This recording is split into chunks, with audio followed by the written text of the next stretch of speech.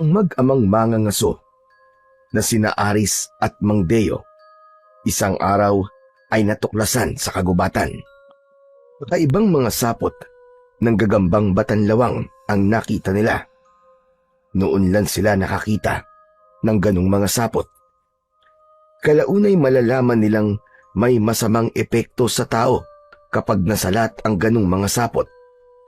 Hanggang sa matuklasan nilang may gumagala palang ginintoang batanlawang at ang nagmamay-ari nito ay pinuno mismo ng mga aswang na si Maruho.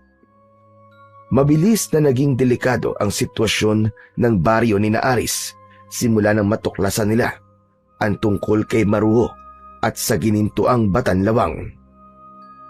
Hindi nila alam kung ano ang kanilang gagawin. Hanggang sa isang gabi ay isang ginintoang tutubi naman ang namataan ni Aris. Kinagat siya nito at lumipad palayo. Hindi naging maganda ang lagay niya pagkatapos noon at may pagbabagong naganap sa kanyang katawan. Ano kaya ang mangyayari kay Aris dahil sa kagat ng ginintoang tutubi? Matutulad din kaya siya sa nangyari sa mga kasamaan nilang mangangaso na nakasalat ng sapot ng ginintoang batanlawang? Pagmamay-ari din kaya ito ni Maruho? Paano kaya matatalo ni Aris ang kampon ng mga aswang ni Maruho? Ano kaya ang makatutulong sa kanya? Makakaya kaya niya ang sanib puwersa ng itim na kapangyarihan ni Maruho at ng ginintoang batanlawang nito na dati ay pagmamay-ari pala ng kapwa mangangaso ni Aris na si Mang Teban? Tunghayan po natin ang mga mangyayari sa kapanapanabik na kwentong ito ng katatakutan at kababalagan sa buhay ng binatilyong si Aris.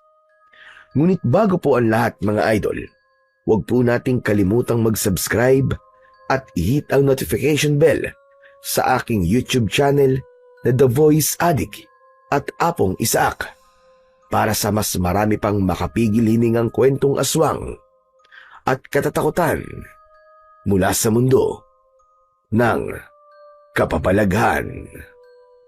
Umpisahan na po natin ang kwento. Aris! Aris anak! Lumabas ka na riyan at mangangaso na naman tayo sa gubat. Ubus na naman ang mga pang-ulam nating karne ng hayop. Wala nang laman ang kulungan natin. Sandali lang po, tay. Nariyan na po. Iahanda ko lang po itong mga sibat ko. Nako, bilisan mo na. At baka maunahan na naman tayo ng ibang mangangaso. Lalo na yung si Teban, na kung bakit ba naman iisa na nga lang ang matay, napakatinik pa rin. Nabibwisit na talaga ako sa taong yun. Kapag nakakasalubong natin siya, abay, asar na asar ako. Napakayabang pa naman. Paniguradong magmamalaki na naman yon kapag marami na namang nahuli kaysa sa atin. Opo, ito na po ako, tay. Handa na po ako. Kayo naman, hindi na po kayo nasanay kay Mang Teban. Saka, kay tandaan nyo na, no, para pumatol pa kayo sa payabangan. Hayaan nyo, ako ang tatalo doon balang araw. Anong pinagsasasabi mo? Hoy, kahit matanda na ako, malakas pa naman ako at kayang-kaya ko pantalunin ang hungang na yon. Saka, may tinatago ka rin palang kayabangan, ha? Para sabihin ko sa'yo, marami ka pang bigas na kakainin bago mo malampasan ang kakaibang husay ng Teban na yon. Kung tinuturuan nyo kaya ako ng iba't ibang kakayahan sa pangangaso, di sana, konti na lang pong bigas ang kakainin ko. Kaya lang parang kayo naman ang ayaw na malagpasan ko Hindi naman sa ganun, anak. Kumbaga inaangkop ko lang ang itinuturo ko sa'yo sa edad mo. Pero kung gusto mong pilitin kita, di sige. Ituturo ko na sa'yo lahat. Total sa'yo ko lang naman din ipapamana ang lahat ng abilidad ko. Mabuti na lang talaga at nagpapasalamat ako dahil inihulog ka ng langit sa akin, anak. Ano po? Inuhulog ng langit? Ano pong ibig nyo sabihin? Para namang sinasabi nyong napulot nyo lang po ako. Oo, napulot lang talaga kita, damuho ka. Para naman mabawas-bawasan yung paraan ng pananalita mong may pagkamahangin. Ay siya. Wag na nga kung ano-ano ang pinag-uusapan natin. Aba, tara na mga aso. Nakatira ang mag-amang Deo at Aris sa isang medyo liblib na baryo na malapit sa malawak na kagubatan sa Hilagang Mindanao. Pangangaso ang pangunahin nilang ikinabubuhay. Nakatirik ang munti nilang dampa malapit sa gilid ng kagubatan. Siya nga pala, Tay. Nanaginip po kagabi. Ano po kaya kung wag na tayong tumuloy sa pangangaso ngayon? Natigilan si Mang Deo at hinarap si Aris. At bakit naman? Ano ba kasi napanaginipan mo? May nakita po kasi ako sa panaginip ko na napakaitim na usok na gumagala po sa kagubatan. Hinahanap ko ro po kung nasaan kayo. Tapos po ay nakarinig ako ng nakakatakot na mga atungal ng galit na mga nilalang. Hanggang sa nakarinig din po ako ng mga taong sumisigaw at tumihingi ng saklolo. Sumisigaw po sila ng, "Aswang! Aswang!" Aswag lang pala eh. Hindi natin problema ang mga aswang. Palagi naman tayo may dalang mga pangontra at mga sandatang panlaban sa kanila. May mga busog tayo. Pana, may latigo rin. Palagi rin tayo may dalang pinatuyong baging ng makabuhay. Sa tagal na nating nangangaso sa kagubatan, anak, kahit minsan ay wala pa tayong nakaengkwentrong aswang. Saka takot na lang nila sa atin bilang mga mangangaso. Saka hindi naman tayo nagpapagabi sa gubat eh. Kaya anak, huwag mo nang alalahanin ang napanaginipan mo. Isa pa, karaniwan ng panaginip ay kabaligtaran ang kahulugan. Paano naman po ang kabaligtaran ng panaginip ko? Makakakita po ba ako ng puting usok? Tapos sa halip na aswang, marami tayong hayop na mahuhuli, ganun po ba? Ayan, tama. Ganyan na lang ang isipin mong kahulugan ng panaginip mo, anak. Tapos ang humihingi ng saklolo ay si Teban, kasi walang iuuwing huli. Kaya dalian na natin. Huwag nang kung ano-ano pang panaginip ang iniisip mo. Hindi tayo mapapakain ng mga panaginip mo. Halika na! Nang ipagtulakan na si Aris ni Mang Deo, ay wala na siyang nagawa, kundi ang magpatianod habang nagkakamot ng ulo. Ang itay talaga oh. Parang totoong-totoo pa naman ang panaginip ko kagabi. Bira kaya ako managinip na parang may kahulugan. Sige na, lumakad ka na lang dyan. Siguro mag-iingat na lang tayo mamayang gabi sa gubat. Mas magiging alerto na lang tayo at lalong magiging mapagmasid. Hindi ba't doon ka rin naman magaling? Aba talaga po. Pati kayo mamataan ko rin. Basta wag lang po kayo masyado magpapakalayo.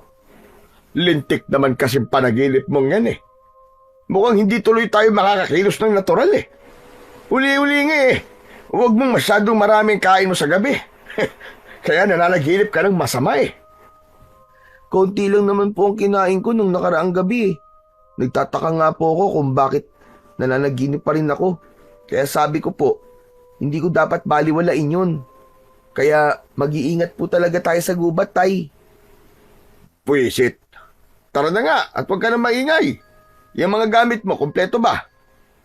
Opo, Tay. Mas marami po akong dalang sibat ngayon. Nilangisan ko na rin po ang dala kong latigo para kung sakali. Habang papalapit ang mag-ama sa gilid ng kagubatan, ay dadismaya pa sila nang may makita silang ibang mangangaso na papasok din sa gubat. Ay nako, sabi ko na nga marami tayong kaagaw ngayon. Teka, mataan mo nga anak, kung nandyan si Teban. Kung nandyan sabihan mo lang ako at iiwasan natin ang mayabang na yon. Mukhang wala naman po siya, Tay. Grupo lang po ni Mang Natoy at Mang Pilo ang nakikita ko. Mas magaling at mas maliksi naman po tayo sa mga yan eh. Kahit na, hindi pa rin tayo dapat magpakampante. Magkasangga ang mga yan. Kaya baka mas makarami sila kaysa sa atin. Nang nasa gubat na sila, inihanda na ng mag-ama ang kanilang mga gamit sa pangangaso. Habang naghahanda, binibilinan na naman ni Mang Deo si Aris tungkol sa mga dapat at hindi dapat gawin sa loob ng gubat. Parang naging ritual na niya ito sa kanyang anak.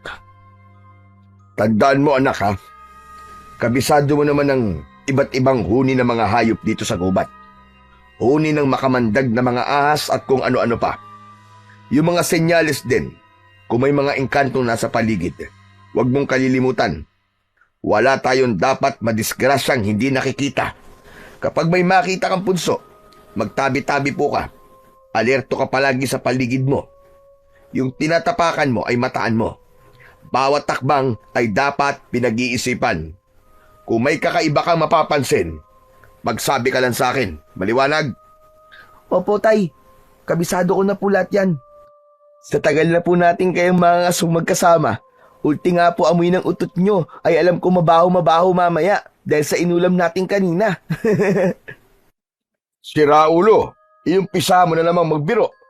Kailan seryoso ang tao eh. Kung pakainin kaya kita ng tae ko mamaya, doon sa may batis. Makikita mo talagang hinahanap mo.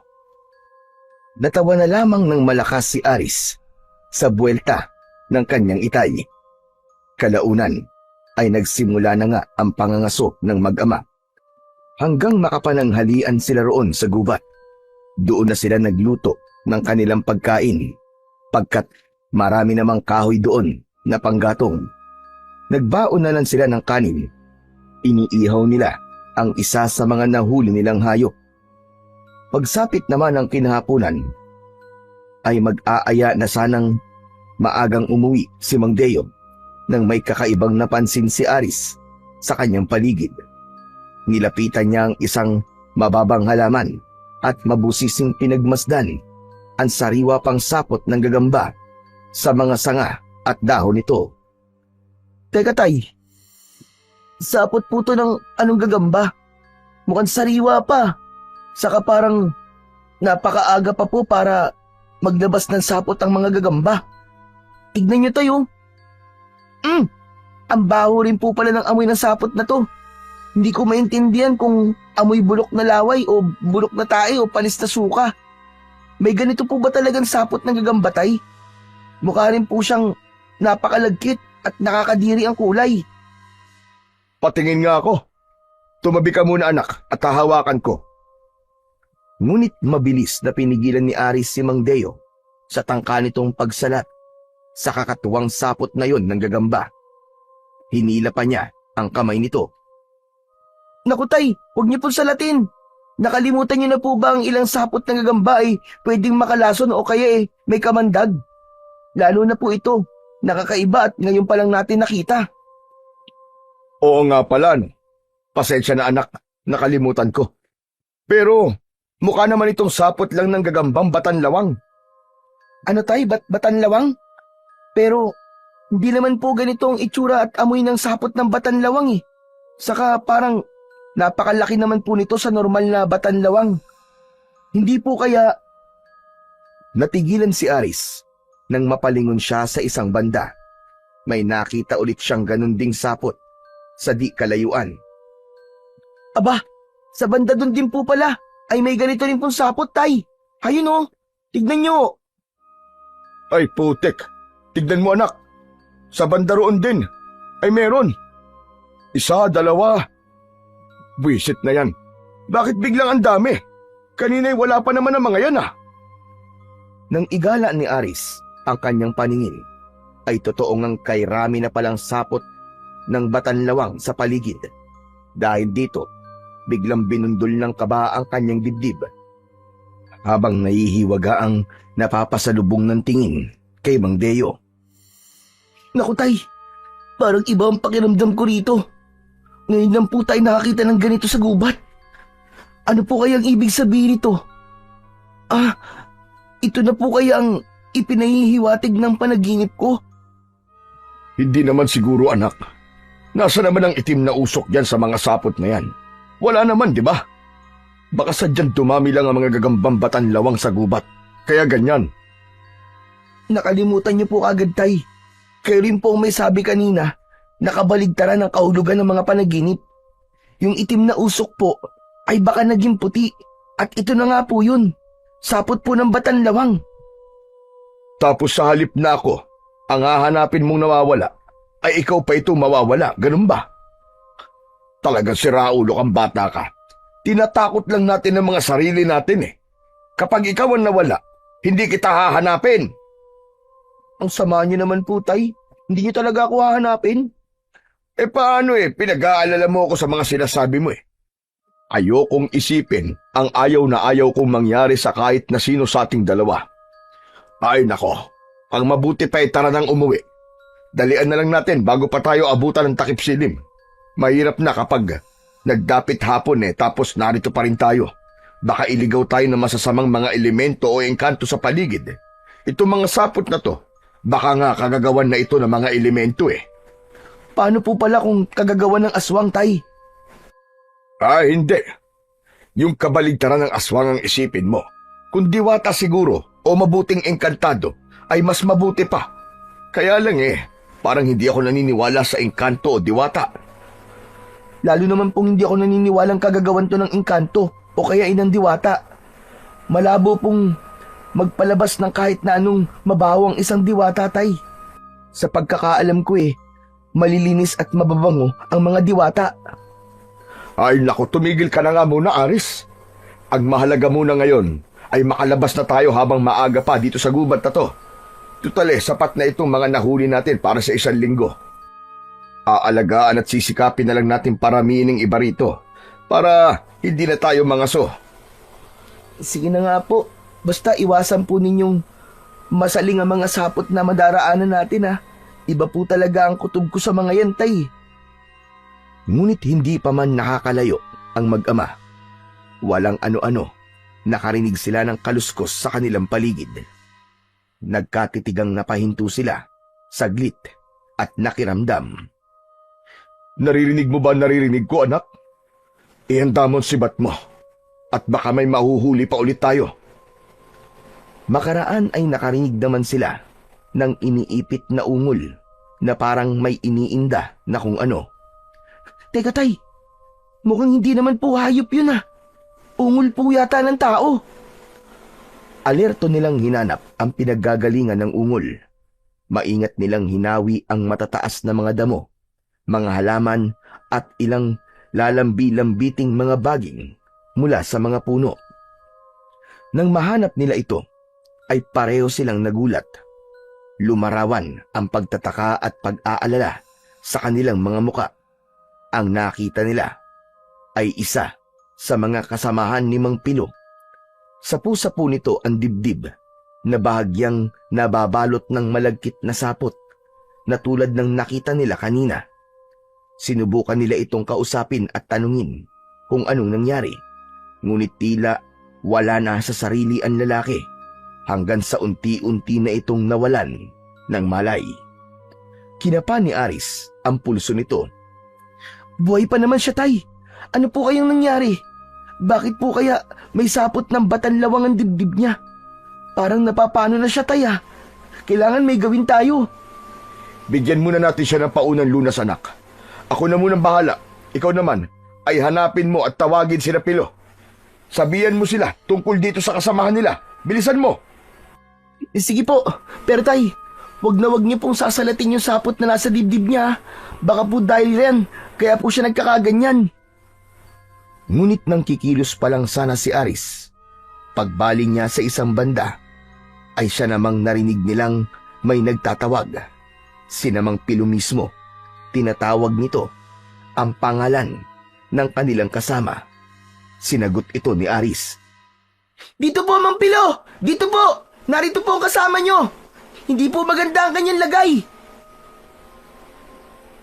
Nang magdatingan, sina Mang Pilo at mga kasama nito ay napansin ni na Aris at Mang Deo na may isa pa palang kasamaan ang mga ito na nalagyan din ng sapot ng batanlawang. Sa may balikat naman ito nalagyan, wala na rin itong malay at buhat-buhat ng isa sa kanilang mga kasamahan. Ipinabuhat din ni Mang Pilo ang isa pa nilang kasamahan at kinausap si Mang Deo.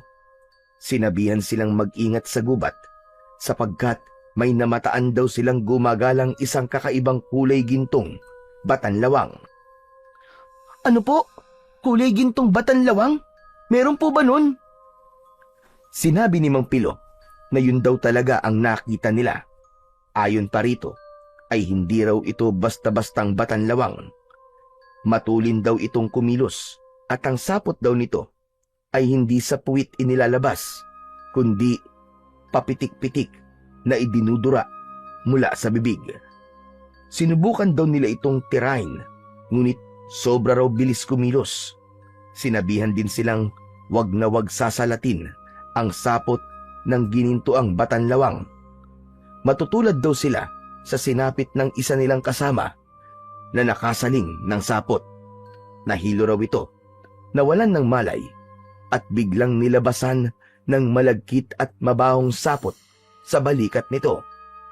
Nang maikwento lahat ni Mang Pilo ang tungkol sa ginintuang gagambang yun, ay napag-alaman na itong kailangan na nilang makauwi para maipatingin sa albularyo ang dalawa nilang kasama. Binilinan din ito sina Aris at Mang Deo na umuwi na rin sila. Delikado raw sa gubat dahil sa batanlawang yun. Nagkalat na raw sa gubat ang mga sapot nito. Nako, ang totoo yan pauwi na rin talaga kami ng anak ko, Pilo. Kung ganun sabay-sabay na tayong lumabas ng gubat na to. Mas marami tayo ay mas maigi para hindi tayo basta-basta maaatake ng batanlawang na yun. Na hindi pa natin alam kung ano ba talaga at bigla na lamang silang lumitaw rito sa gubat. Sabay-sabay silang umalis sa kagubatan habang alertong minamanmanan ang paligid. Samantala, sa kabilang banda ng kagubatan, sa may pusod nito, ay naroroon si Mang Teban. Nakaluhod ang 45 anyos na mangangaso. May piring ang isang bulag na mata. Kaharap nito ang isang guwapo, ngunit matanda ng engkantado na may mapupulang mga mata. Mga nasa edad 50 na ito. Ito ay si Maruho.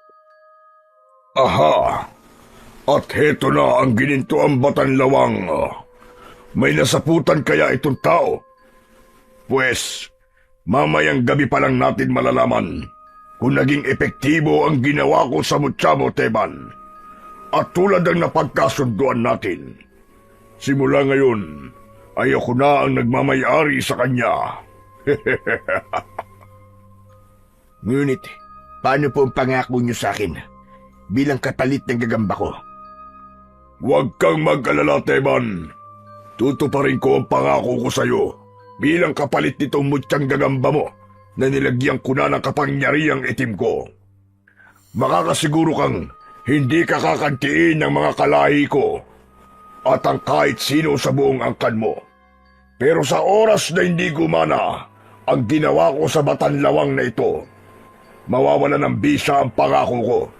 Sa halip ay kayo pa ang unang-unang pagpepiestahan ng mga kalahi ko. Nagkakalinawan ba tayo? Oo, mahal na Maruho. Hindi po kayo bibiguin niyang gininto ang batanlawang.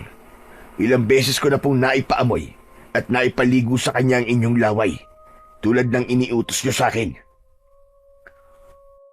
Pwes, malalaman natin mamayang gabi. Siya nga pala, nasa na ang ipinahanda ko sa iyong konti ng inyong dugo ng asawa mo. Kailangan maipaamoy ko sa mga alagad ko para makabisado nila ang amoy ng dugo ng angkan mo. Sa ganung paraan, ay hindi na nila kayo kakantiin. Halatang medyo nag-aalangan pa ng konti si Mang Teban kung ibibigay ba nito ang hinihiling nito o wag na lang. Pero bandang huli ay apurang inilabas niya ang 2 botelyang naglalaman ng kaunti ng kanilang dugong mag-asawa. Narito na po, mahal na Maruho. Ito po kunin nyo. Hindi ko po pinaghalo para mas klaro ninyong maaamoy. Salamat sa pagtitiwala, Teban. Ngayon ay makakaalis na ako. Hindi ko na mahintay ang gumabi. Natatakam na ako sa sariwan dugo at mga laman loob ng tao. Nakayuko namang yumukod si Mang Teban nang mabilis na umalis ang engkantado. Ngunit ang totoo ay pinuno ng mga aswang na nakaengkwentro niya minsan isang gabi. Kumuntikan nitong tangayin ang kanyang anak na babae. Mabuti na lang at napakiusapan pa niya itong huwag lapain ang anak. Noon niya naisipang ialok ang taglay niyang mutya ng ginintuang batanlawang. Ang maruho na yun. Kung mas maaga ko lang napagana ang mutya ko, sana'y natalo at napatay ko na siya noon pa. Kung bakit naman kasi minalas pa akong maunahan niya eh. Ang tarantadong yun ay talaga palang inabangan ako para lang makuha yun. Ngayon ay hindi ako sigurado kung tutupad siya sa pangako niya bilang kapalit ng ginintoang batanlawang. Ano na lang ang gagawin ko kung sakali? Saka, paano pala ang isa ko pang anak na hindi ko pa nahahanap? Sana nga ay maamoy din nilang kadugo ko siya at hindi siya saktan.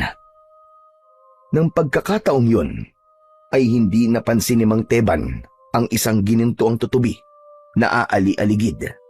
Basta na lang itong dumating bandang alauna, malapit sa kanyang kinaroroonan. Dumapo ito sa sanga ng isang mababang halaman at tila taong nagmamasid-masid at nakikinig. Makalabas na nga sa gubat na to. Ang mabuti pa ay sabihan ko na rin ng mga kababaryo ko na huwag nang lumabas pagsapit ng dapit hapon. Bibilinan ko rin silang maghanda ng mga pangontra. Tuloy, oobserbahan ko na rin pala ang mga kapwa ko mangangaso na pumasok sa gubat ngayon at baka may ilan sa kanilang nasaling ang ginintuan kong batanlawang. Hindi ko pa alam kung ano na bago sa kakayahan ng mutya kong yun. Mas maigi nang mababalaan ko na sila bago pa man lumala ang sitwasyon. Ay, Diyos ko! Bakit ngayon ko lang naisip ang mga to? Kung bakit naman kasi sa maruho na yun, napako ang isip ko eh. Buwisit! Mabilis na kumilos si Mang Teban, dala ang kanyang mga gamit sa pangangaso. Hindi na siya nakapangaso buwat kanina dahil maagang nagpakita si Maruho. Pagkaalis naman ni Mang Teban, ang ginintoang tutubi ay lumipad din papalayo. Tinahak nito ang ruta papunta sa isang napakagandang puno sa gitna ng isang masukal na parte ng kagubatan. Dito'y may naghihintay na isang napakagandang diwata. Mga nasa edad 40 ito, ngunit nananatiling pangkabataan ang kagandahan. Iniunat nito ang isang kamay sa direksyon ng ginintoang tutubi. Dumapo rito ang insektong yun at tila nangungusap na tumango-tango. Ang pangalan ng diwatang ito ay Ayefa.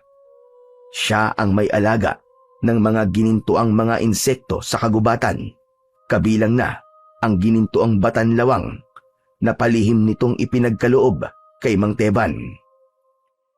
Ano ang balita, mahal kong tutubi? Sabihin mo sa akin ang lahat ng nakita mo sa gubat. Biglang umilaw-ilaw ang dalawang maliliit na antena ng tutubi habang muling tumangu-tango. Nasagap naman ni Ayefa at naintindihan ang ipinapahiwatig nito. Nagkamali talaga ako na si Mang Teban ang pinili kong maging tagapagdala ng ginintuang kong batanlawang. Hindi ko akalain ganun lang niya ito kadaling isinuko sa maruho na yon. Akala ko pa naman ay talagang matapang siya. Di bale, gagawa ko ng paraan kung paano mababawi yon. Sana lang ay hindi yun tuluyang makontrol ng maruhong yon. Ikaw, mahal kong tutubi, ano ang suwestyon mong magandang gawin natin? Muling umilaw-ilaw ang antena ng tutubi at iginilaw-galaw ang ulo. May kung ano rin itong inginungusong direksyon sa kagubatan.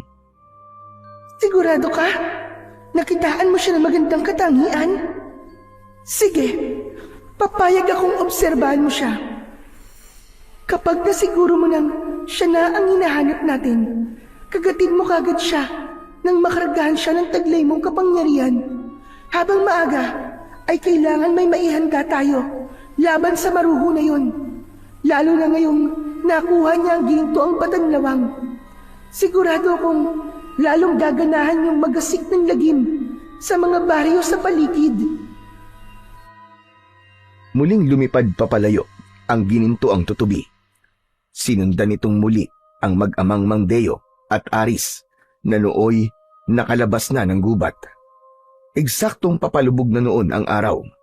Para hindi mapansin, nagpalit ng kulay ang tutubi at naging kulay hangin. Hindi nakikita.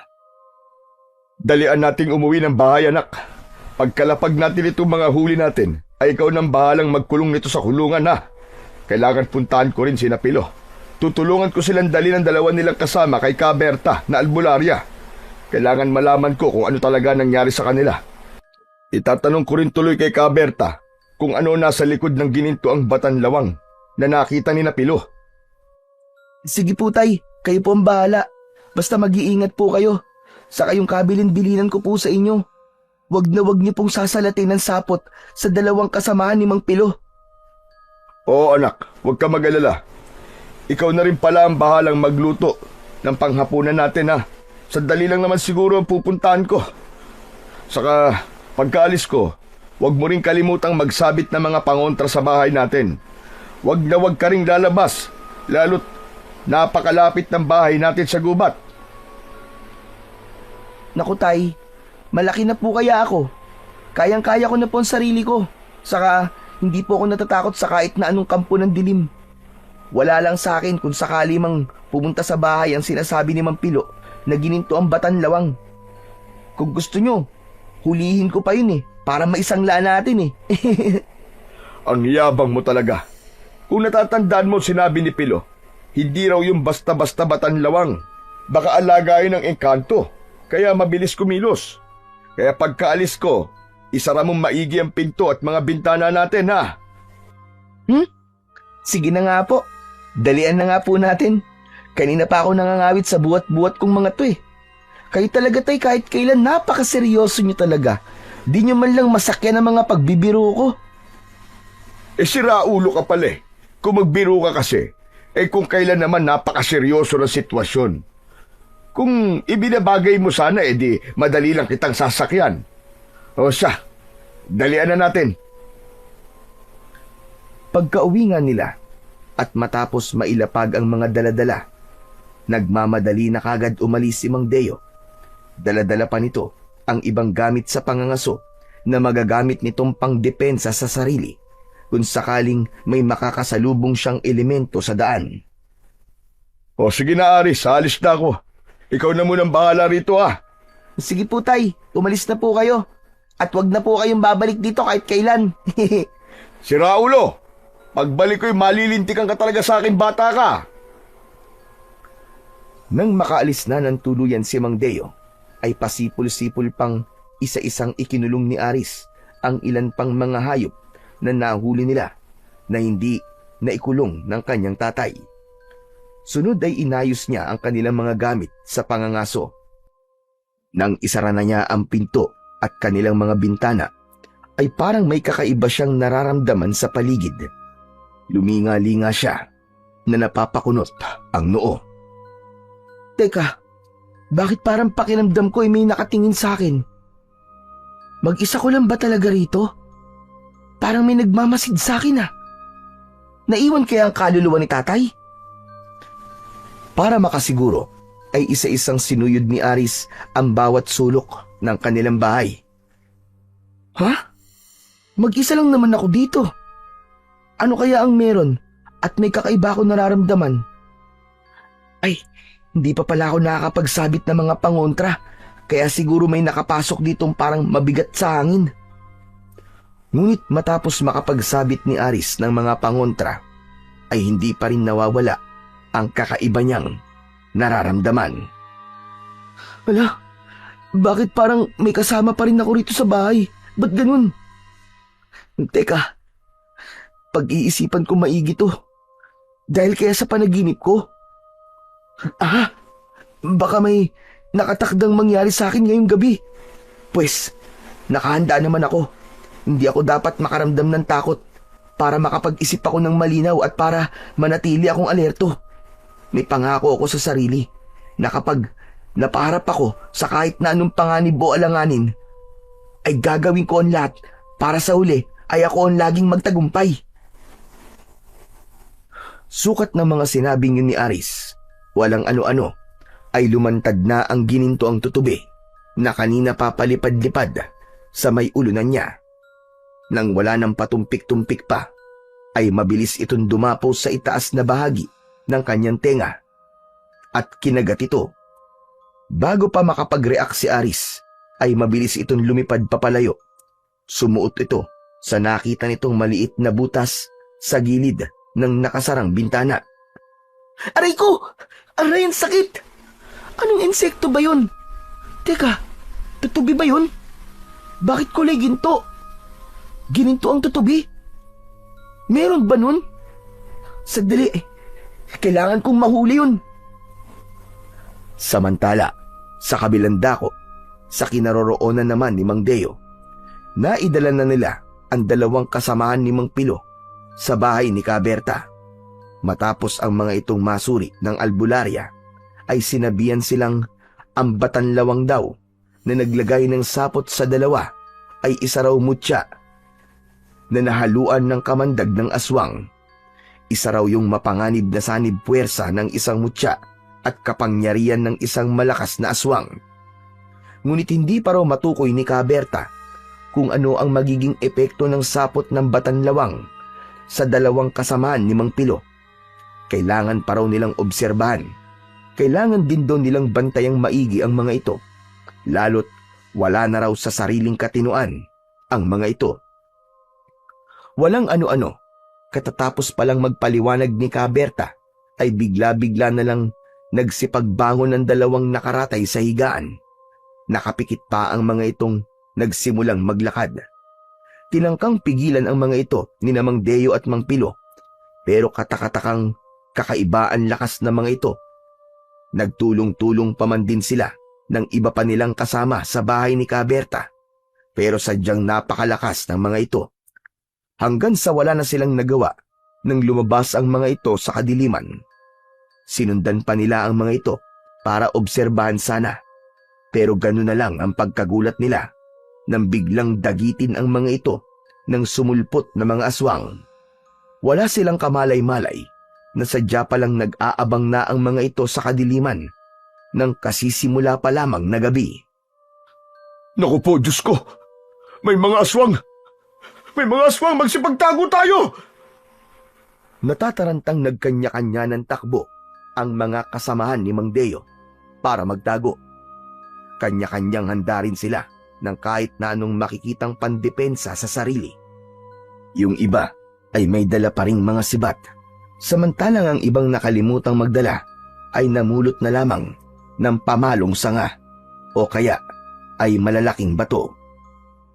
Nang nagtatago na sila, ay tahimik lang sila habang nakikiramdam sa paligid. Maya-maya ay biglang may napatayo at nagsisisigaw habang pinapagpagan ang katawan. Kaya pala ay bigla itong kinapitan ng malagkit at umaalingasaw sa baho na sariwa pang sapot ng gagamba. Patuloy sa pagsigaw-sigaw ang lalaki hanggang sa unti-unting humina. Kalaunan ay nabuwal ito sa lupa at nawalan ng malay. Nang sa lalapitan na sana ito ng mga kasama, ay napaatras naman sila ng biglang isang grupo ng pagkakapangit at pagkakabangis ng mga aswang ang biglang lumitaw at pinagtulungan dagitin ang lalaki. Natulala na lang ang mga kasamahan ni Mang Deo at Mang Pilo nang masaksiyan nila kung paano nagkapira-piraso ang katawan ng kanilang kasama dahil pinag-agawan ito ng mga aswang. Nagkanya-kanyang baltak ang mga ito at mabilis na nagsitakas palayo. Sa puntong yun ay natakot na talaga sila at tuluyan na ring nagsitakbo patakas. Nauna si Mang Pilo at panghuli si Mang Deo. Walang lingon-lingon sa pagkaripas ng takbo si Mang Deo. Talagang natakot ang matanda kahit may dala naman sanang mga sandata. Habang tumatakbo ay inihahampas-hampas ang mga ito sa kanyang palibot para wala talagang aswang na makalapit sa kanya. Nang makarating si Mang Deo sa kanilang bahay, ay siya namang kalalabas lang ni Aris para sundan ang ginintuang tutubi. Nagkagulatan pa silang mag-ama. Tay, teka, bakit tumahangos po kayo ng takbo? Ano po nangyari sa inyo? Para kayong takot na takot ah. Anak, pumasok ka kagad sa bahay, dalihan mo. May gumagalang aswang. Delikado dito. Nilapan nila yung isang kasamaan kanina ni Pilo. Grabe anak, nagkagutay-gutay talaga ang katawan niya sa harap namin mismo. Ho, mga aswang, sigurado kayo? Sige na anak, pumasok na tayo sa loob at haharangan ko ang pinto. Mamaya ka na magtanong, dali na. King ina, delikado na ang buong baryo natin. Dali-daling hinila ni Mang Deo ang naguguluhang si Aris papasok sa kanilang bahay. Makaraan ay nilagyan kagad ng harang ang isinaradong pinto at sinabitan ng tirintas ng bawang at mga pangontra. Tay, totoo po ba? Nilapan ng aswang ang isa sa mga kasama ni Mang Pilo? Oo anak, totoo. Pinaghati-hatian nila ang katawan niya. Kanya-kanyang baltak sila at halatang gutom na gutom ang mga aswang na yun na talaga namang nakakatakot ang mga itsura. Biruin mo, napakapupula ng kanilang mga mata at parang may ekstra silang isang pares ng mga kamay sa kanilang tagiliran na parang sa gagamba. Ano po? Parang sa gagamba? Yung dalawa po tay, kumusta naman po sila? Wala na. Dinagit din sila ng mga aswang anak na sobrang bilis din kumilos. Bigla na lang kasi silang tumayo at naglakad palabas. Nang pigilan namin, pambihira. Napakalakas nila. Wala kami nagawa kahit tangkain namin silang pigilan. Tapos ayun na nga, bigla na lamang may naglitawang mga aswang sa paligid at mabilis silang tinangay palayo. Malamang, nalapa na rin ang mga yun. Hinihingal pa rin si Mang Deo habang nagsasalita, kaya sandaling tumigil para bumawi ng hinga. Si Aris naman ay parang nahihirapang ilarawan sa isip ang mga ikinuwento ni Mang Deo. May napansin pa pala kami kanina anak. Yung palang mga aswang na nakita namin kanina ay nagbubuga ng sapot mula sa kanilang bibig. Yung huling nalapa nila ay nabugahan ng sapot. Nagsisisigaw siya pagkatapos mabugahan hanggang sa unti-unti siyang nawalan ng malay at bumagsak sa lupa. Doon na siya bigla sinugod ng mga aswang. Diyos ko po, nakakakilabot talagang pangyayaring yun. Naku, grabe naman po. Ibig sabihin ay hindi lang po sa Batanlawang nagmumula ang sapot. Sa mga aswang din po pala yun. Baka kalahating aswang po sila at Batanlawang. Teka, maalala ko pala yung sinabi ni Kaberta. May sinabi siyang mutya ng ginintuang Batanlawang na nahaluan daw ng kapangyarihan ng malakas na aswang. Sanib puwersa raw ang nangyari. Po, sanib puwersa? Pwede po pala yun na magsanib puwersa? Ang isang mutya at kapangyarihan ng aswang? Di po ba magkakontra po yun, tay? Paano po nangyari yun? Hindi ko nga rin alam anak kung paano nangyari yun. Wala rin naman sinabi si Kaberta. Basta ang sinabi niya lang ay mapanganib daw ang ganoong sanib puwersa. Saka baka sadyang makapangyarihan ng aswang na yon na naglagay ng kanyang puwersa sa mutya ng ginintuang Batanlawang. Siguro ay pinuno siya mismo ng mga aswang. Kung ganun po, ay paano natin malalabanan ng mga aswang na yun, tay? Lalo na po ang pinuno. Ano po ang gagawin natin, tay? Kailangan may gawin tayo. Kawawa po ang mga tao rito sa atin kapag dumalas po ang pagsalakay nila. Sa ngayon anak, ay wala pa tayong magagawa. Kailangan pa natin ng sapat na nalalaman tungkol sa mga aswang na yon bago tayo makapaghanda ng pangontra o panlaban sa kanila. Ano naman ang magiging laban natin sa sanib puwersang mutya ng ginintuang Batanlawang at kapangyarihan ng pinuno ng mga aswang? Bagay nga po. Sa palagay po ay kailangan natin ng isang mutya nakakontra ng mutya ng Batanlawang. Saka, saan naman po kaya natin pwedeng isanib puwersa? Kay Kaberta po kaya na isang magaling na albularya. Pwede nga yung naisip mo anak. Kaso ang problema natin ay paano at saan tayo makakahanap ng mutya nakakontra ng Batanlawang? Kaya nga po paano kaya yun mahahanap? Ewan ko ba. Ang alam ko lang, kapag kumukulog daw at kumikidlat sa ating gabi, ay may nabubuo raw na mutya. Liban doon ay wala na akong ibang alam. Saka teka nga pala anak, bakit pala lumabas ka kanina na parang may hinahanap ka? Ay, mabuti po't ipinaalala nyo, tay. May nakita po pala ako kaninang gininto ang tutubi na lumabas mula rito sa bahay matapos niya akong kagatin sa tenga ko. Yung po sana ang hahanapin ko. Naku, baka mutya din po yun, tay, na tulad ng gininto ang batanlawang. Talaga ba anak? Sigurado kang gininto ang tutubi yun? Opo, tay. Kitang-kita ko po kaninang lumipad palabas po sa butas ng bintana natin.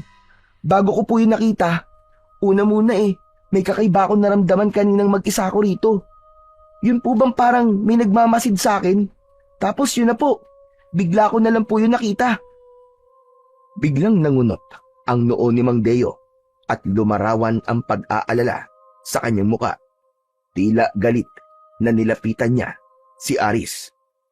Patingin nga ng tenga mo anak. Saan banda ka kinagat? Wala ka bang kakaibang nararamdaman ngayong matapos kang makagat ng tutubi na yon? Bagyang natigilan si Aris at pinakiramdaman ang kanyang sarili. Wala naman po akong kakaibang nararamdaman. Bukod po sa medyo umiinit po ang tenga ko. Paanong umiinit? Sinalat ni Mang Deo ang parehong tenga ng anak habang hinahanap ang bakas ng kagat ng tutubi. Aba, mainit-init nga ang tenga mo anak. Kailangan matapalan ko kagad ng herbal ang tenga mong nakagat. Tapos ay pahira natin ng pangontrang langis. Baka katulad din ng gininto ang tutubing yun, ang gininto ang batanlawang. Baka parehong pagmamay-ari yun ng pinuno ng mga aswang. Biglang namutla roon si Aris dahil napagtanto niyang posibleng ang ganon. Naku, wag naman po sana, tay. Ayoko po matulad sa mga kasamahan ni Mang Pilo. Kaya, dalian nyo na, tay. Lagyan nyo na po kagad ng herbal at langis ang tenga ko. Nagmamadali namang kumilos si Mang Deo at inihanda ang mga kailangan. Pero matapos nilang malagyan ang tenga ni Aris, ay parang wala namang naging epekto ang mga yon. O ano anak? Ano na ang pakiramdam mo ngayon? Diyan sa tenga mo, bumuti ba? Mas lalo naman po yatang umiinit, tay. Ano na po kayang mangyayari sa tenga ko, tay?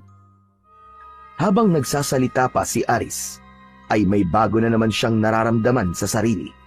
Biglang nanlalabo ang kanyang mga mata. Nasapu niya ang kanyang mata sa pagtataka na lang ni Mang Deo. Oh, ano nangyayari sa iyo anak? Masakit ba ang ulo mo? Tay, ang mga mata ko po, biglang nanlalabo. Nahihilo po ako, tay. Alalayan niyo po ako, baka matumba ako.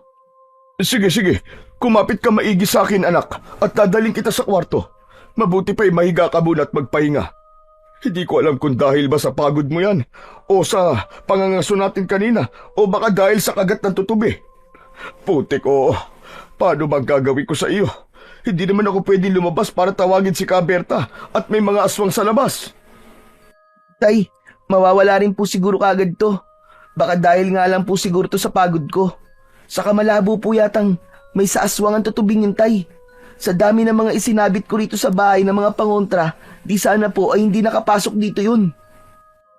Oo nga no, pero paano nga kaya anak kung may sa aswang pa rin yun?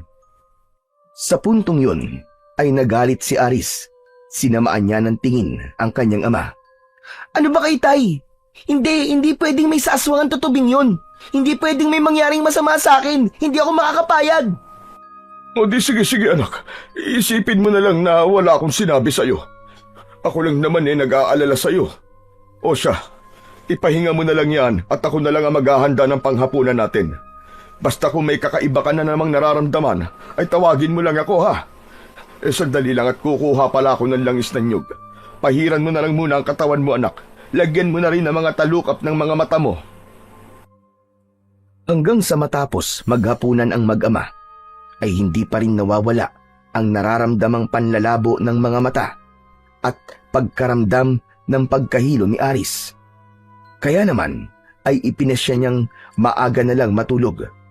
Si Mang Deo naman ay binantayan na lang muna ang anak habang pinakikiramdaman kung may nagaganap ba sa labas dahil sa mga aswang na nakita nila bandang una. May narinig siyang mga sigaw sa malayo. Ibig sabihin ay may sinasalakay pa rin ang mga aswang na yon. Gusto sanang lumabas ni Mang Deo para labanan at pagsabihan ang mga kababaryo niya, pero hindi naman niya pwedeng iwanan si Aris. Kaya naman ay nagkasya na lang siya sa pag-usal ng mahinang panalangin. Amang Diyos sa langit, kaawaan mo po ang mga kababaryo ko. Iligtas mo po sila sa kamay ng mga aswang. Magsugo ka po nawa ng magtatanggol sa amin at tatalo sa mga aswang na yon. Nagtitiwala po kami sa inyo na hindi mo hahayaang magpatuloy ang kasamaang ito. Kaya ngayon pa lang po ay nagpapasalamat na po ako kagad sa inyo. Naniniwala po kung pakikinggan nyo ko. Pagkat ito ay naaayon sa inyong kalooban, hindi lang po ito para sa akin, Panginoon, kundi para po sa mga kababaryo ko. Maraming salamat po, Diyos Ama. Amen. Hanggang sa maging si Mang Deo ay dalawin na rin ng antok sa pagbabantay kay Aris. Napahiga na lang siya sa tabi ng anak. Maya-maya, lumitaw muli ang ginintuang tutubi sa isang sulok ng kwarto ng mag-ama. Sandali nitong pinagmasdan ang dalawang parang mga inosenteng natutulog. Makaraan ay lumipad ito palayo habang ang mga matay bagyang umiilaw. Nang puntong yun ay biglang gumalaw-galaw ang mga talukap ng nakapikit na mga mata ni Aris. Ang dahilan nito ay may mga nakikita si Aris na inaakala niyang isa lamang panaginip. Teka, nasan ako? Parang nasa gubat ako ah. Saka bakit ganito ang paningin ko? Parang maraming screen. Nasaan pala ang mga paa ko? Nay, para akong lumilipad na ewan ah. Pilit pinag-iisipan ni Aris kung ano ang nangyayari sa kanya, hanggang sa may kung anong nahagip ang kanyang mga matang maraming screen. Nakita niya ang isang napakagandang babae na nakasuot ng mahabang damit na kulay puti at kumukuti-kutitap. Nakaunat ang isang kamay nito sa kanyang direksyon at sinesenyasan siyang dumapo rito. Mahal kong gininto ang tutubi. Narito ka na pala. Umiilaw ang iyong mga mata. Ibig sabihin ay may dala kang bisita. Ano ang kanyang pangalan? Narinig ni Aris na parang may kakaibang mahinang musikang tumutugtog sa kanyang utak. Wala siyang kamalay-malay na naglalabas pala ng signal ng pakikipag-usap ang ginintuang tutubi. Hindi niya alam na nakasanib pala ang kanyang paningin sa mga mata nito. Bawat nakikita ng tutubi ay nakikita rin niya. Ah, Aris. Napakaganda pala ng pangalan niya. Kumusta ka, Aris? Ako nga pala si Ayefa. Isa akong diwata ng mga insekto rito sa kagubatan. Ikaw pala ang napiling gabayan nitong alaga kong mutya ng gininto ang tutubi. At siya nga pala, gumagana sa iyo ang kapangyarihan nitong alaga ko mula nang makagat ka niya. Dahil dito ay bawat nararamdaman niya ay nararamdaman mo rin. Kung anong nakikita at naririnig niya ay nakikita at naririnig mo rin. At kapag nagsalita ka, kahit gaano ka pa kalayo, ay maririnig ko naman. Simula ngayon, ay may bukas na komunikasyon sa pagitan nating tatlo. Teka po, tama po bang narinig ko? Ginagabayan po ako ng ginintong tutubi na kumagat sa akin? Tama, ikaw ang napili niya sapagkat nakita niya sa iyo ang ilang magandang katangiang kailangan. Diwata po ba talaga kayo? Hindi po kayo aswang? Napakaganda ko naman para maging isang aswang. Kung sa bagay, may mga aswang na nagpapanggap ding diwata o engkantado. Mga aswang na mapagbalat kayo. Alam mo ba kung bakit ginabayan ka rito ng ginintuan kong tutubi? Bakit po, mahal na diwata? Dahil ikaw ang magiging tagapagtanggol ng mga tao laban sa mga aswang.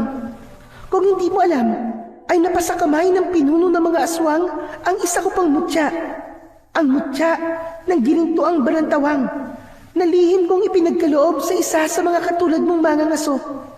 Ngunit sa kasamang palad ay nagkamali akong siya ang pinili ko dahil ganun lang niya kadaling ipinaubaya ang mutya sa maruho na yon. Teka, maruho? Sino po bang maruho ang tinutukoy nyo? Siya ang makapangyarihang pinuno ng mga aswang. May malakas siyang kapangyarihang itim. Isinanip niya ang kanyang kapangyarihang itim sa ginintuang banantawang. Delikadong sanip-pwersang ginawa niya, kaya kailangan natin ngayon ng malakas na pangontra laban sa kung anumang mga plano niya. Kung walang kukontra o tatalo sa kanya, ay kawawa kayong mga tao sa lugar na ito. Papayag ka bang maubos ang mga tao sa baryo niyo? Siyempre hindi po. Kailangan po nating matalo ang mga aswang.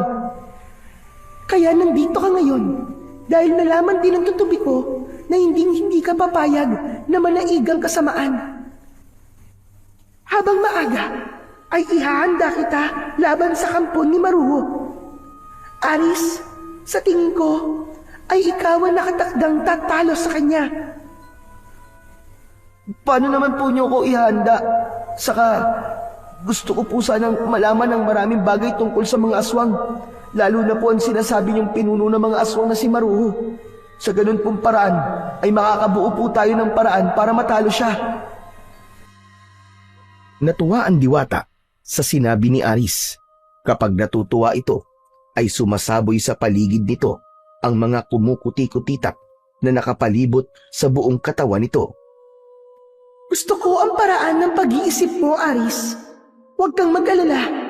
Sa tulong ng alaga kong gininto ang tutubi, ay aalamin natin ang mga kahinaan ng Maruho na yon.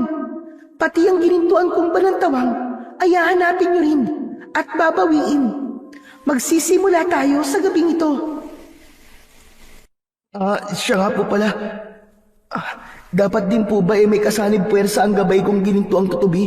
Tulad nga po ng sabi nyo, may itim na kapangyarihan at gininto ang batanlawang yung si Maruho. Dapat po ay mahigitan po natin ang sanib puwersa niya. Tama ka. Pero huwag mo nang alalahanin yun. Hindi na kailangan ng sanib puwersa. Pagkat marami pa akong alagang mga mutyang insekto. Pwede ko silang paganahin lahat para tulungan ka laban sa Maruho na yun. Ang kailangan lang ay mabawi natin ang ginintuang kong batanlawang. Ganun po ba? Yung po palang gininto ang batanlawang. Gusto ko pong malaman ng iba pang bagay tungkol dito. Oo, Aris. Ipapaalam ko rin talaga sa iyo ang lahat ng impormasyon tungkol sa alaga kong yon. Sisikapin din ng aking tutubi na matsyempoan ito para makita mo mismo kung paano ito kumilos at kung ano ang mga abilidad nito. Pati na kung ano naman ang lagay nito mula na maimpluwensya ng kapangyarihang itim ni Maruho. Sa madaling sabi, lahat ng dapat manmanan ay isasagawa ng aking tutubi. Lahat ng gusto mong malaman ay ilalaan namin sa iyo para makapag-isip kang mabuti ng magandang dapat gawin para tulunin ang buong kampon ni Maruho. Kung ganun po, tulad ng sabi nyo, ay kumilos na po tayo kagad ngayong gabi rin. Ayoko pong lumala pa ang sitwasyon at baka lalo pang lumakas ang pinuno ng mga aswang. Tama ka, Aris. Kaya mahal kong tutubi, ikaw na ang bahalang kumilos. Alam mo na ang dapat gawin. Nang gabingang yon, ay kumilos na kagad ang ginintuang tutubi. Nilibot nito ang buong kagubatan ng buong ingat.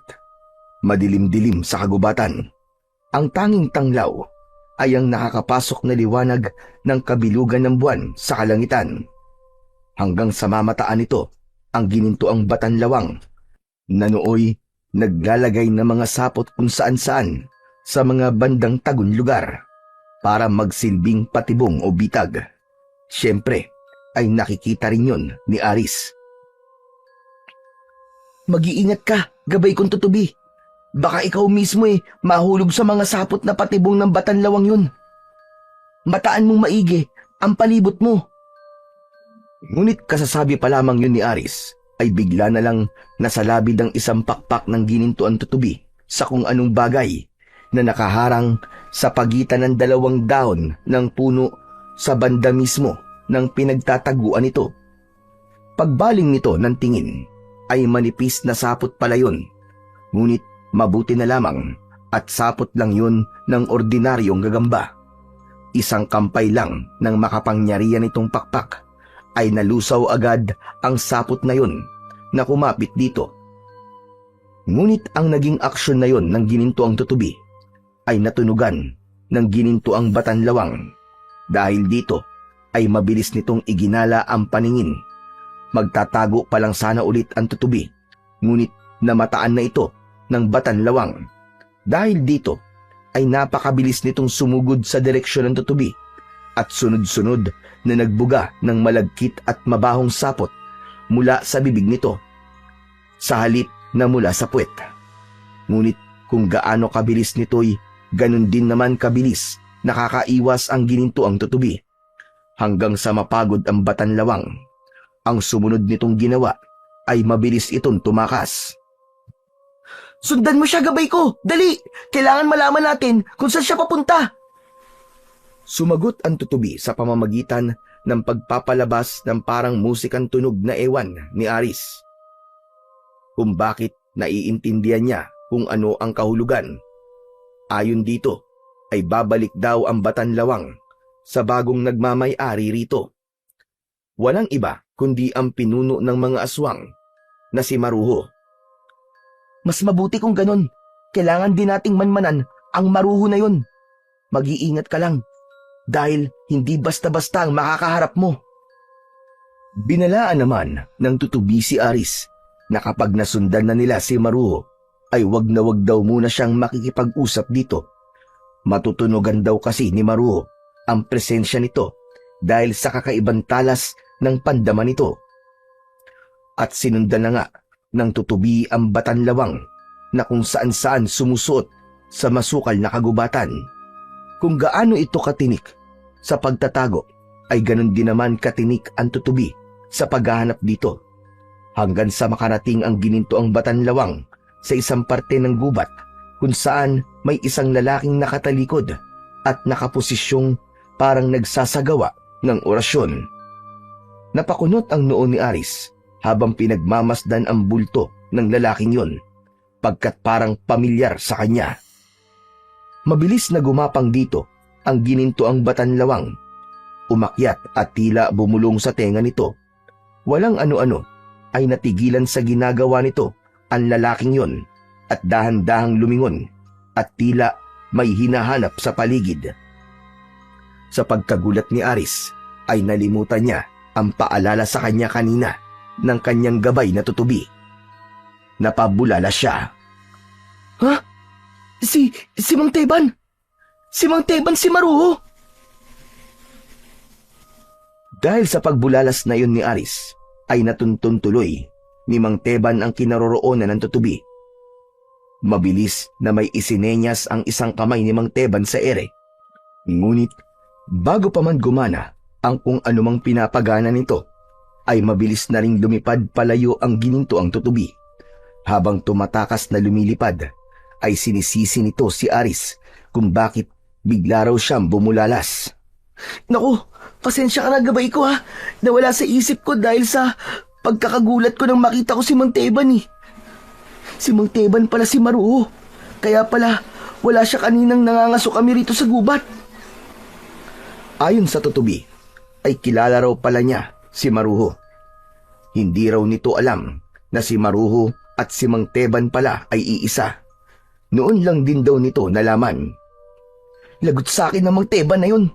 Siya pala ang pinuno ng mga aswang. Bukas na bukas din ay oobserbahan ko siya ng palihim. At kapag nakatsyempo ko, ay hindi ako magdadalawang isip na tapusin siya. Walang ano-ano biglang nakaramdam ng pagkahilo si Aris. Kasunod nito'y biglang nanlalabo na ang kanyang paningin. Ang mga mata ko, nanlalabo. Saka nahihilo ko. Ano ang nangyayari sa akin?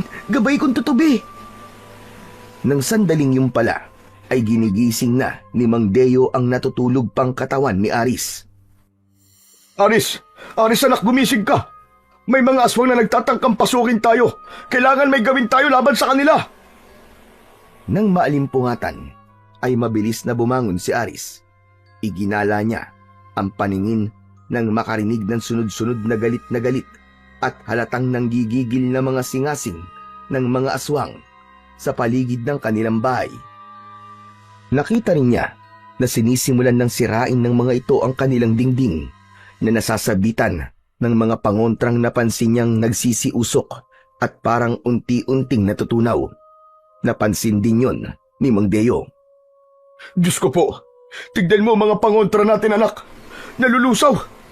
Naku, kailangan na natin ihanda mga sandata natin. Ilabas mo na ang mga sibat mo, bolo at yung latigo mo. Mapapalaban na tayo talaga nito. Samantala, ng mga sandaling yon, ay mabilis nang pinuntahan ng gininto ang tutubi, ang diwatang si Ayefa, at ibinalita rito ang nangyayari sa bahay ni Aris na nararamdaman ito. Puntahan mong madali si Aris, mahal kong tutubi. Tulungan mo siya at gabayan. Pagganahin mo ang malalakas mong mga kapangyarihan sa kanya. Huwag mo siyang pababayaang mapahamak o mahuli ng mga aswang. Ako naman ay ilalabas ko na rin ang iba ko pang mga alagang gininto ang mga insekto. Pasusunurin ko sila sa'yo. Sige na, kumilos ka na. Nang makarating ang gininto ang tutubi sa kinaroroonan ng mag-amang Aris at Mang Deo, ay papagiba na ang kanilang bahay dahil sa mga aswang. Mabilis itong pumasok sa loob nang hindi napapansin ng mga aswang. Sukat noon di, nakipagtalastasan ng tutubi kay Aris. May iniutos ito sa kanya na kailangang gawin. Itay, ikuha niyo po ako ng langis ng nyog at may gagawin po ako. Dalian po niyo. Heto anak, meron pa rito sa botelya sa ibabaw ng mesita. Huwag mong sabing yan ang ipanlalaban natin sa mga aswang. Hindi na sumagot pa si Aris. Hinuli niya na sa kanyang palad ang gininto ang tutubing hindi nakikita ni Mang Deo. Makaraan ay binuhusan niya ito ng langis. Biglang nalantad ang tutubi sa paningin ni Mang Deo. Pero kasunod nito'y unti-unti itong naglalaho na parabang nasisipsip ng palad ni Aris. Ha? Tama ba nakita ko, anak? Gininto ang tutubi. Aba, bakit biglang nawala sa palad mo, anak? Hindi pa rin sinasagot ni Aris si Mang Deo. Sa halip ay pumikit siya ng mariin. Bigla naman kasing nagkaroon ng parang maraming screen ang kanyang paningin. Maliban pa rooy, naririnig niya ang kanyang isip, ang malamusikang pakikipagkalastasan sa kanya ng gabay niyang tutubi. Itinuturo sa kanya ang mga kapangyarihan nito. Ang iba pa'y automatic na naiprogram na sa kanyang utak. Noon ay nalaman na ni Aris na sumanib sa kanya ang gintong tutubi. At sa wakas, nasira na ng tuluyan ng mga aswang ang dingding ng bahay ni Aris. Umaatungal na kagad na sinugod ng mga ito ang mag-ama. Nalintikan na tayo, anak! Hayaan na mga aswang! Humanda ka! Akong bahala sa kanila, tay. Dumito lang po kayo sa likuran ko. Nag-concentrate si Aris para mapagana ang naisip niyang kapangyarihan ng kanyang gabay. Walang ano-ano'y kay raming naglalaki ang mga tutubi na puro kulay ginto ang naglabasan mula sa kanyang likuran. Humanda kayo ngayong mga aswang kayo. Mga tutubi, sugurin niyo sila. Tinimulang sugurin ng pagkarami-raming mga tutubi ang mababangis na mga aswang. Gamit ang matatalas na mga pakpak ng mga ito, ay tinangka ng mga itong sugatan ang mga aswang. Todo wasiwas naman ang mga aswang ng mga kamay na may matutulis na mga kuko. Dahil mas maliliksi ang mga tutubi kaysa sa mga aswang, ay ginamit na lang ng mga aswang ang kakaibang kakayahang dulot ng kapangyarihang itim ni Maruho na isinanib sa gininto ang batanlawang. Biglang sabay-sabay na nagsidura ang mga ito ng malalagkit at mababahong mga sapot patama sa mga tutubi.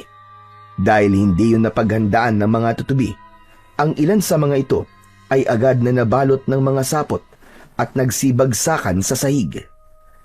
Sa nakitang ito ng ibang tutubi, ay biglang nagsiilaw ang mga antena ng mga ito. Ang sumunod na nangyari, hindi naman inaasahan ng mga aswang, gayon din ni na Aris at Mang Deo. Naglaho sa hangin ng mga tutubi, ngunit naririnig pa rin ang tunog ng pagaspas ng mga pakpak ng mga ito. Naging hangin ng mga tutubi! Lagot kayo ngayon mga aswang kayo! Sige, tignan natin kung maduduruan niyo pa ng mga sapot ang mga tutubi ko! Sige, sugod mga tutubi! Dumagundong ang sabay-sabay na pag-atungal ng mga aswang. Galit na galit dahil hindi makita ng mga ito ang mga tutubing patuloy pa rin silang sinasalakay. Isa-isa ang mga itong nasusugatan at nahihiwa ang mga balat. Nagkaisa pa ang mga itong sabay-sabay na magsipagdura ng sapot sa ere sa pagbabaka sakaling may masasaputan ang mga ito na grupo-grupo ng mga tutubi. Ngunit malakas na napasingasing ang mga ito sa pagkadismaya nang sa wala ang naging resulta. Sinamantala naman ni Aris ang nakikita niyang pagkakasugat ng mga aswang. May iniutos siya sa mga tutubi na ibinulong sa kanya ng kanyang gabay. Mga tutubi, ngayon naman ay duraan niyo ang kanilang mga sugat. Tignan natin kung hindi sila matunaw sa pagkapaso. Agad sumunod ang mga tutubi. Pinagtulungan ng mga itong duraan ng mga sugat ng nasugatang mga aswang. Bunga nito'y nagsimulang magsiusok ang sugat ng mga ito. Nagkikikisay ang mga yon dahil sa sobrang sakit na nararamdaman. Galit na galit ang iba pang mga hindi nasugatan. Susugod pa sana ang mga ito pero sandaling napatigil nang mapansin ang mga naduraang mga kasamay malakas na napasigaw. Paano'y unti-unti nang naaagnas ang mga ito hanggang sa maging abo. Ano? Sugod pa mga hungang! Kung ayaw nyo, hala sige, mga tutubi ko, ituloy ang laban! Ubusin nyo ngayong gabing ito ang mga salot na aswang na yan! Nang muling umugong ang pagaspas ng pakpak nang di nakikitang mga tutubi, natakot na ang mga aswang. Kaya naman ay mabilis na tumakas ang mga ito habang nagbubuga pa rin ng mga sapot sa kanilang likuran para hindi na sila tangkain pang habulin. Ngunit sa halip na pabayaan lang sila, sinabihan ni Aris ang mga kasama niyang tutubi na nooy lumantad ng muli. Mga tutubi, magsikalat kayo sa buong baryo at baka sa mga tao naman sila sumalakay. Wala akong tiwala sa mga aswang na yon. Sigurado akong gaganti sila sa mga tao. Agad na sumunod ang mga tutubi sa utos ni Aris. Sa kabilang banda, ang mga nangyaring yun ay nakarating kay Mang Teban. Galit na galit itong nagbabanta. Yung pala ang pinatay yung nakakuha ng mutya ng ginintuang tutubi. Pwes, humanda ka ngayon sa paghihiganti ko para sa mga kalahi kong pinatay mo. Lintik lang ang walang ganti. Ginintuang Batanlawang, halika, sumunod ka sa akin.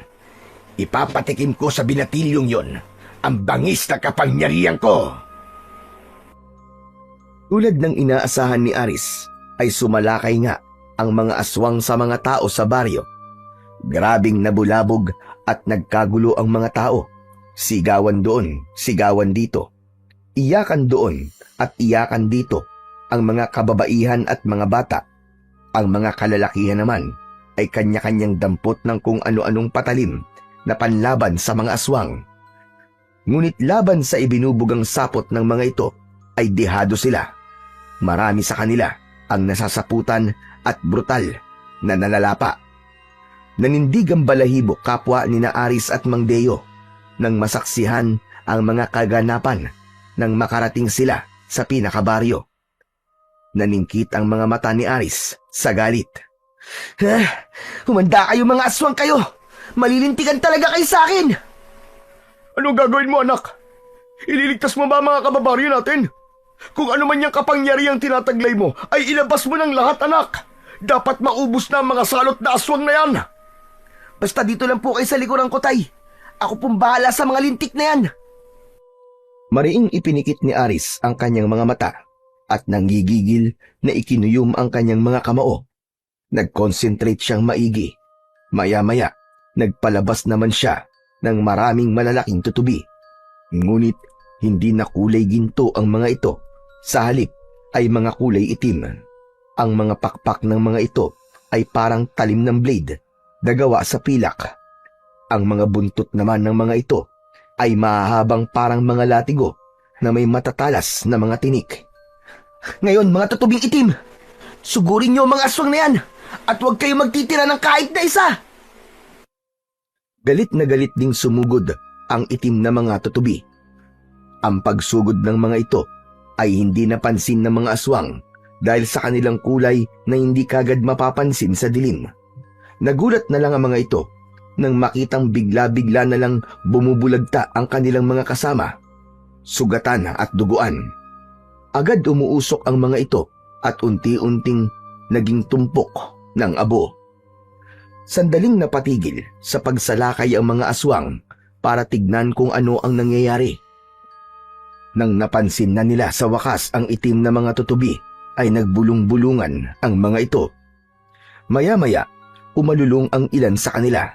Kaya pala ay nagtatawag ng iba nilang mas malalakas na mga kasama, pati na ang kanilang pinunong si Maruho. Nang sandali namang yun, ay narinig yun ni Ayefa na naririnig ang mga kaganapan dahil sa bukas nilang komunikasyon ni na Aris at ng gininto ang tutubi.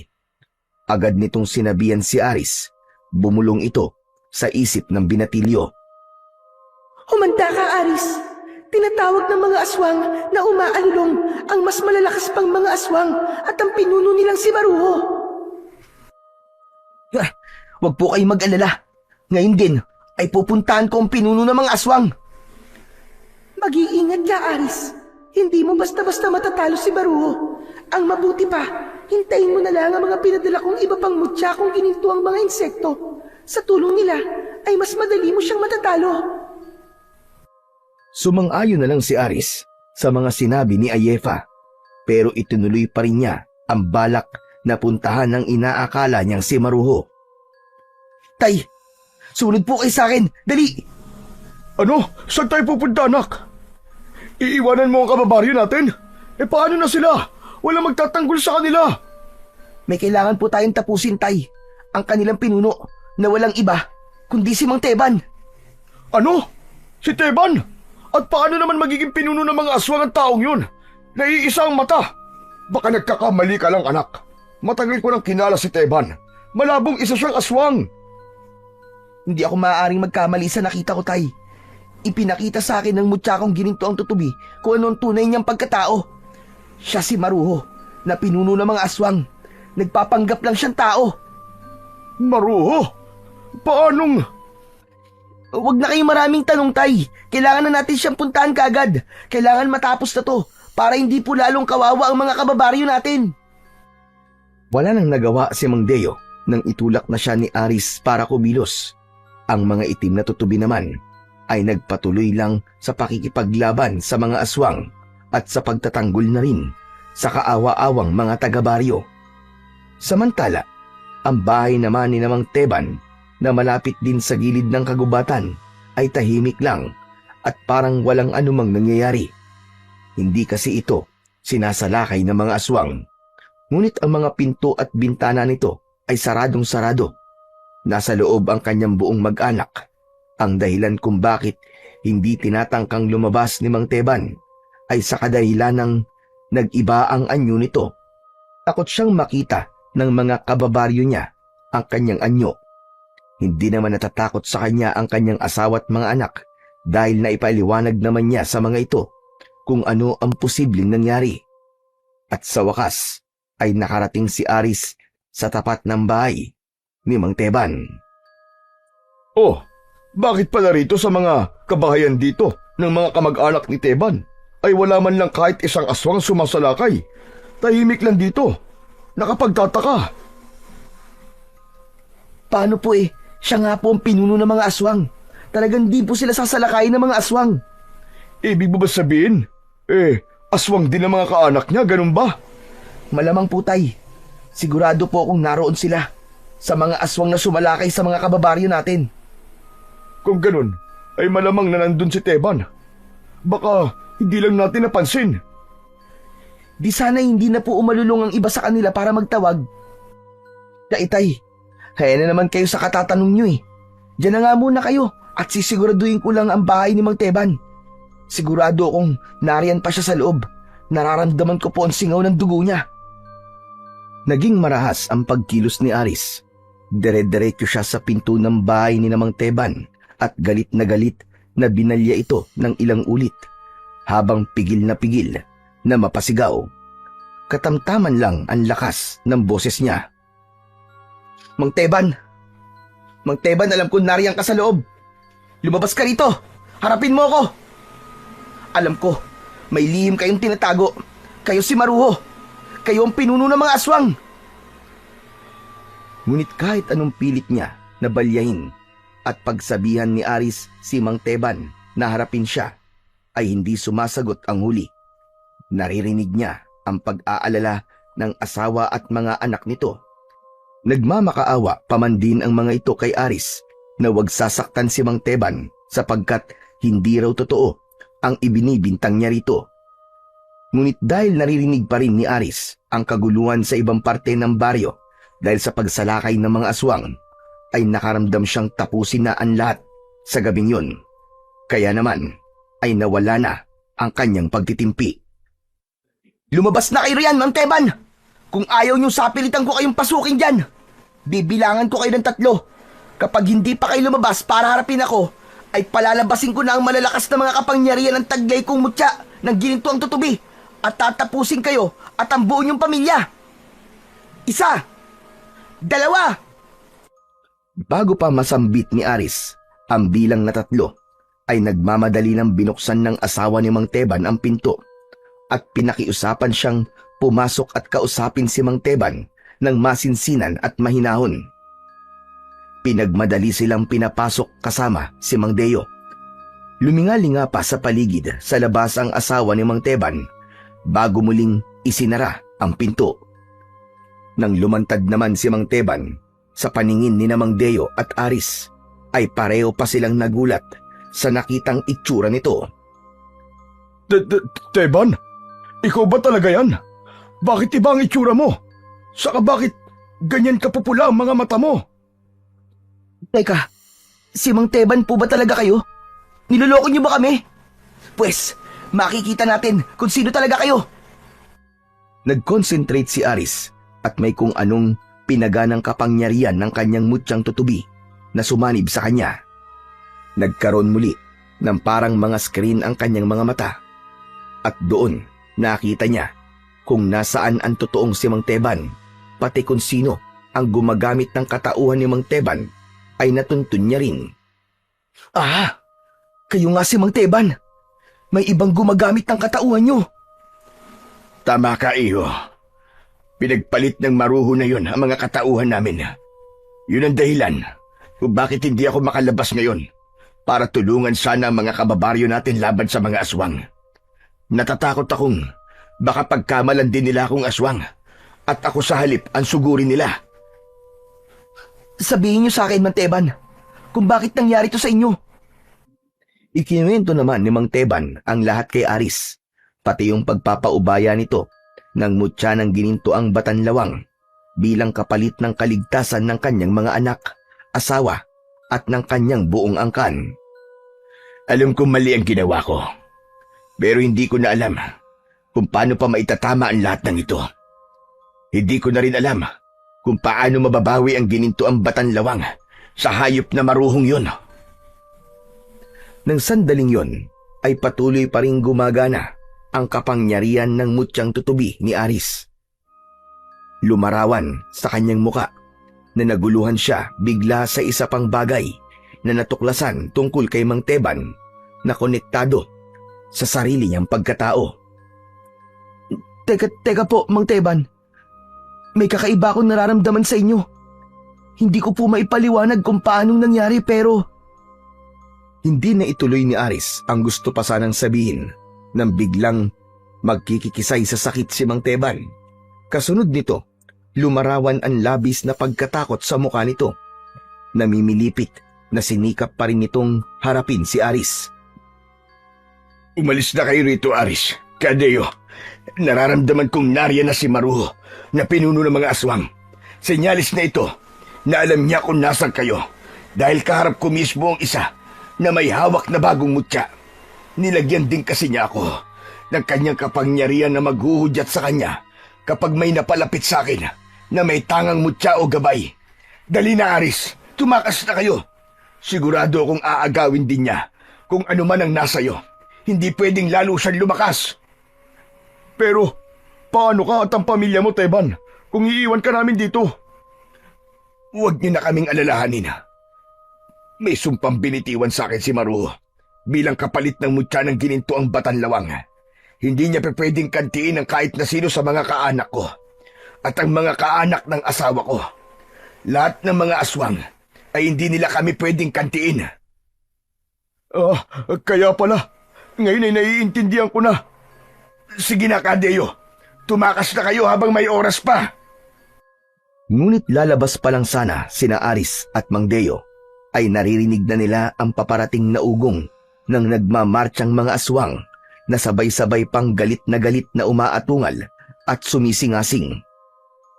Teka, Aris anak, bakit narito na sila? Mukhang hindi sila napigilan ng pinalabas mong naglalaki ang mga tutubi. Malamang nga po, Tay. Tsak na tinalo sila ng malalakas na mga aswang na kasama ni Maruho. Pero humanda tayo, Tay. Hindi tayo dapat matakot. May ipinadala daw po ang diwatang si Ayefa para makatulong natin. Nasaan ang mga pinadala niya? Maghintay lang po kayo, Tay. At dito lang po kayo sa likod ko. O kaya naman, ay sumama na po muna kayo kina Manteban. Hindi naman po sila kakantiin ng mga aswang eh. Ganun nga ang ginawa ni Mang Deo. Takot na tumakbo at nakisiksik sa nagkukumpulang pamilya ni Mang Teban. Si Mang Teban, ang bale nasa harap na nakaharang ang mga kamay bilang pagprotekta sa kanila. At sa wakas ay dumating ng tuluyan at tila nagmamayabang na pumalibot kay Aris ang buong kampon ng mga aswang ni Maruho. Napansin ni Aris na halos lahat ng mga ito ay may bitbit na malalaking mga tutubing itim na pinutulan ng mga ulo. Maging si Maruho mismo na nasa anyo ni Mang Teban ay may hawak na mga 3 itim na tutubi. Ano? Binatilyong may gabay na gininto ang tutubi. Ang mga ito ba ang ipinagmamalaki mo? Sisiw! Ang hina naman pala ng kapangyarihang taglay ng mutya mo. Ngayon ay tignan natin kung ano ang laban mo sa mga kasama kong malalakas na mga aswang. Maidagdag ko pa pala, matatalo rin kaya ng ginintuan mong tutubi itong ginintuan kong Batanlawang na sinaniba ng kapangyarihang itim ko? Kawawa ka naman. Kung ako sa'yo, ay hindi na ako lalaban pa. Kung ibigay mo na lang sa akin yung mutyang gabay mo at makipagsumpaan sa akin ng isang kasunduan. Sa ganung paraan ay hindi na kailangan magpakahirap ka pa na labanan ang puwersa ko. Tignan mo ang pamilya ni Teban. Hindi namin sila ginagambala at ganun din ang mangyayari sa pamilya mo kapag isinuko mo sa akin ang mutya mo. Si Raulo! Baka ikaw ang kawawa! Hindi ako natatakot sa'yo at sa malalakas mong mga aswang. Lalabanan ko kayo. Hindi ko ibibigay sa itong mutyang gabay ko. Hindi ako makakapayag na maghari ang kasamaan yung salot na mga aswang kayo. Wala kayong karapatang mabuhay sa mundo. Ganon na? Pwes, tignan natin kung sino ang walang karapatang mabuhay sa mundo. Ginagalit mo talaga ako. Humanda ka ngayon! Malakas na inihagis ni Maruho ang bitbit na malalaking patay na mga tutubi sa direksyon ni Aris. Dahil sa mabilis na kilos na yon ng pinunong aswang, ay hindi kagad nakaiwas si Aris. Nahagip ng matatalas na mga pakpak ng tutubi ang kaliwa niyang binti, kaya nagtamo kagad siya ng grabing sugat. Umagos ang masaganang dugo mula rito, ngunit sandali lang ay naghilom din kagad ang sugat na yon dahil sa kapangyarihang taglay ng kanyang mutyang gabay. Nag-concentrate si Maruho at binulungan ang ginintuang Batanlawang na kumakapit sa balikat nito. Walang ano-ano ay mabilis itong gumapang pababa sa lupa. Habang bumababa ay unti-unti itong dumadami at bawat isa ay unti-unti ring lumalaki na kasinlaki ng 4 na kamao. ng isang adultong tao. Ang galamay din ng mga ito'y nagsihaba at tinubuan ng matutulis na mga balahibo. Kasabay nito, nagbago rin ang anyo, ang malalakas na mga aswang na pula na mga kasama ni Maruho. Naging mabangis ang itsura ng mga ito at ang mga bibig ay halos maglawa sa laway na kaagad nagiging malagkit na sapot sa hangin. Si Maruho din naman noon ay nagbalik sa totoo nitong anyo at hindi nakamuka ni Mang Teban. Nagbabaga sa pula ang nanlilisik na mga mata ni Maruho. Nagmukha siyang isang sinaunang aswang na gabo ng pula dahil sa mabuhaghag nitong buhok na halong kulay puti at kulay abo. Tinubuan din siya ng isa pang pares ng mga kamay sa tagiliran na pares din naman ng iba pang kasamang aswang. Ang lumalabas namang laway mula sa maumbok at pangilan niyang bibig ay kulay ginto at nagiging sapot din sa hangin. Mga aswang, sugurin at palibutan niyo ang lalaking yan. Sabay-sabay niyo siyang saputan. Ipalasap niyo sa kanya ang bangis ng ating lahi! Si Aris din naman ay nag-concentrate. Muli siyang nagpalabas ng mga tutubi. Ngunit sa pagkakataong ito ay mga tutubi namang sobrang liliit at sobrang bibilis lumipad. Ang kulay nila ay kulay itim kaya halos hindi mapapansin sa dilim. Parang lumilipad na mga karayom lang ang mga ito na may mga ngusong hugis gunting. Kasabay nito ay nagpalabas din siya ng iba pang maliliit na mga tutubi. Kulay pula naman ang mga ito, ngunit katulad din ng mga itim ang itsura. Mga kaibigan kong tutubi, sugurin ang mga salot na aswang na yan. Galingan nyo, huwag nyong hahayaang magtagumpay sila sa labang to. Unang sumugod ang mga aswang at mga batanlawang at pumalibot kay Aris. Sinalubong naman ang mga ito ng mga tutubing pula na kung lumipad ay magulo, makalat at paroot parito na halos magkandahilo ang mga aswang at mga batanlawang. Siyempre, ang naging pangontra ng mga ito ay ang sunod-sunod at walang tigil na pagbuga ng malalagkit na mga sapot. Pero ang mga sapot na yon ay ginugunting ng mga tutubi kung kaya nakakatakas pa rin sila. Habang nagkakagulo, siya namang sugod ng mabibilis pang mga itim na tutubi. Sobrang baba ng lipad ng mga ito. Halos hindi napansin ng mga aswang at mga batanlawang. Ang mga binti ng aswang ang pinuntirya ng mga itong pagtututsukin at sugatan sa pamamagitan ng matatalas na mga pakpak. Pinagputol-putol din nila nang walang kahirap-hirap ang mga binti ng mga batanlawang. Kasabay nito ay agad dinuraan ng mga ito ang nalilikhang mga sugat. Bunga nito'y nalumpo ang mga aswang at ang mga batanlawang yon. Matinik kang bata ka. Pwes, ngayon ka magsisising hinarap mo ko. Hindi ako magpapatalo sa'yo. Nang hindi napapansin ni Aris ay biglang sumanib si Maruho sa ginintuan nitong mutya ng batanlawang. Mabilis nitong sinugod si Aris na noon ay patuloy na nagko-concentrate at nagpapalabas ng mas marami pang mga tutubing pula at itim. Mabilis na dinagit ni Maruho si Aris at dinala sa kagubatan. Nang makita ito ni na Mang Deo at Mang Teban at ng pamilya nito ay napasigaw silang lahat. Aris! Anak ko! Aris! Atakbo sana si Mang Deo para sundan ang anak, ngunit mabilis siyang pinigilan ni Mang Teban. Wag ka, Deo. Dito ka lang. Kapag napalayo ka sa amoy namin, ay susugurin at lalapain ka kagad ng mga aswang. Magtiwala tayo sa kakayahan at mga kapangyarihan ng gabay niyang mutya. Nang sandaling yon, ay sakalang nagdatingan ang iba pang gininto ang mga insektong ipinadala ng diwatang si Ayefa. Tumulong ang mga ito sa pagtalo sa mababangis na mga aswang na mga kasamahan ni Maruho. Hindi pa ganong nagtatagal ay sa kanila naramdamang nanganganib si Aris. Kaya naman ay nagmamadaling hinanap ng mga ito kung saan dinala ni Maruho ang binatilyo. Ngunit hindi pa man nagtatagal sa pagpasok ng kagubatan ang mga ginintoang insekto, ay pabigla namang lumabas mula rito ang naging malahiganting ginintuang batanlawang ni Maruho. Tangay-tangay nito si Aris na nababalot ng kulay puting mga sapot at tila wala ng buhay. Kataka-taka namang hindi inatake ng gininto ang mga insekto ni Ayefa ang batanlawang.